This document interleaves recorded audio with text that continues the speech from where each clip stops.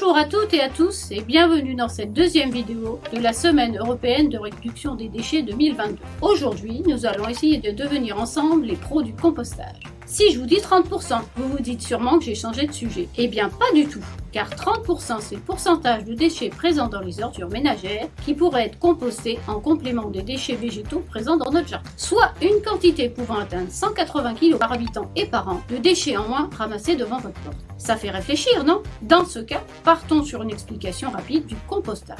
Le compostage est une décomposition des matières par des bactéries, champignons et des insectes décomposeurs en présence d'oxygène permettant d'obtenir un amendement naturel, le compost. Passons maintenant aux trois règles d'or du compostage. Petit temps, équilibré entre la matière humide et la matière sèche. Lorsque vous allez faire un apport de matière humide comme les épluchures de fruits et légumes, il faudra également faire un apport de matière sèche, par exemple du broyat de feuilles dans les mêmes proportions. Petit 2, découper autant que possible. Malheureusement, les insectes décomposeurs intervenants ne disposent pas d'aussi belles dents que les nôtres. De ce fait, plus les matières apportées sont découpées plus petites, plus la décomposition sera rapide.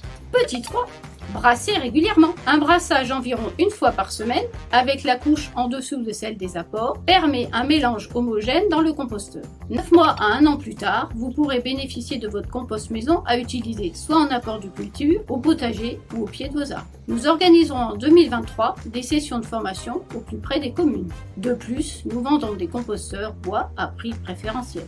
Vous êtes dorénavant incollable sur cette thématique. Rendez-vous le mercredi 23 novembre à 10 h pour des astuces contre le gaspillage alimentaire. Et n'oubliez pas que chacun peut réaliser de petits gestes à son niveau pour gérer autrement ses déchets.